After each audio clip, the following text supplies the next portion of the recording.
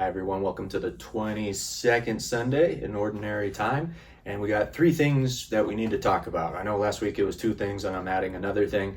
But the first one is just the tragedy that happened in the Minnesota shooting, and just praying for those people who went through that. And this is a part of our Catholic family, and so we need to remember to keep them in just our prayers, and especially those who lost their lives, the family of those who lost their lives. And yeah, we are called to pray for the repose of the soul of the shooter as well, and for God's divine mercy on someone who would do something like that. So that's already one thing down. The second thing we need to talk about is the meat. It's the Gospels today, and it's really tied with last week's Gospel. Remember, last week's Gospel, one of the most challenging, one of the scariest ones is how many will be saved. But what we really concluded was it's not even the right question, right? Because how many will be saved, and then people get into debates about the population of heaven and hell, and what do I need to do to be saved? And like we get into this checklist box, have I done the bare minimum so that I can make it into heaven? And that's a kind of lose situation no matter what, okay? Where it's really about relationship, because to be in heaven, by definition, is to be in a perfect, loving relationship with the Father, the Son, and the Holy Spirit, and that can start now, okay? So we don't want to fall into this checkbox mentality, because when we do that, we've already kind of lost, okay? So rather than asking, what's the minimum I need to do to get into heaven? How many are going to be saved? It's just, am I in a relationship with God, and how can I improve that? All right, and then that brings us to kind of our attitude today in today's gospel, and we even have it on our sign outside, is, am I generous with God? Okay, because we can't repay God for what he's done. It's just impossible. He created us out of nothing. He sent his son for us, and he's given us all these wonderful gifts that we have in life. And if we continue to grow in relationship with him, that relationship will meet its fruition in heaven. All right. And so Jesus gives us this gospel, this moving gospel about being invited to a banquet, but to not take our positions in the highest part of the banquet, but go to the lower part of the banquet, not to make any assumptions or presumptions or anything like that, but go down, and then, if we're invited to a higher place, great, but if not, it's no big deal. And then when we hold our own banquets, it's best to invite those who cannot repay us. Because a lot of times when we give gifts, we're secretly expecting a repayment, okay? So this brings us back into that unfortunate transactional reaction sort of thing. So God, I'll do something for you, but what are you going to do for me?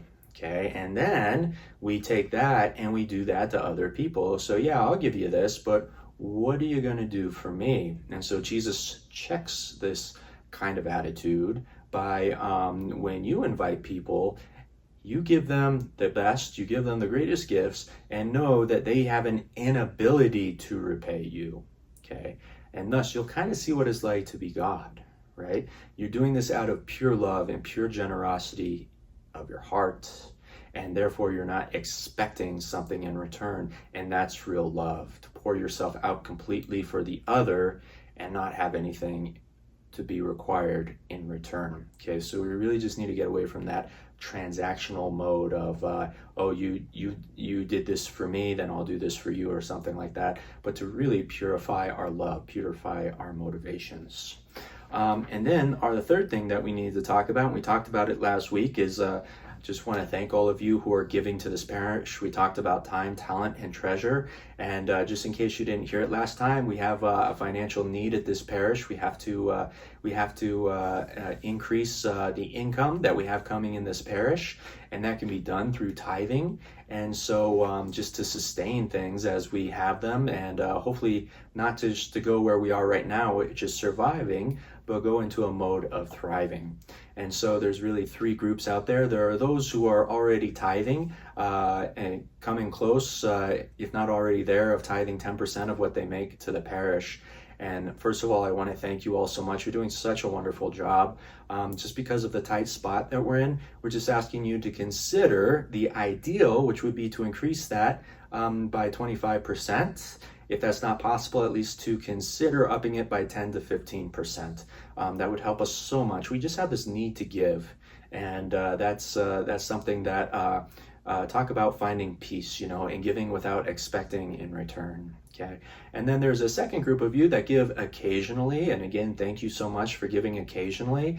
My challenge to you would be to maybe give more regularly. And we have a way to do that on our website. You can just sign up and have something taken out once a month, or however they have it set up. And that way it's easy. You don't have to worry about it, because if you're like me, I forget things all the time. And if it was up for me to go and do it the same time every month, it wouldn't happen. So I just want to challenge you to maybe consider this parish and in giving to set that sort of thing up.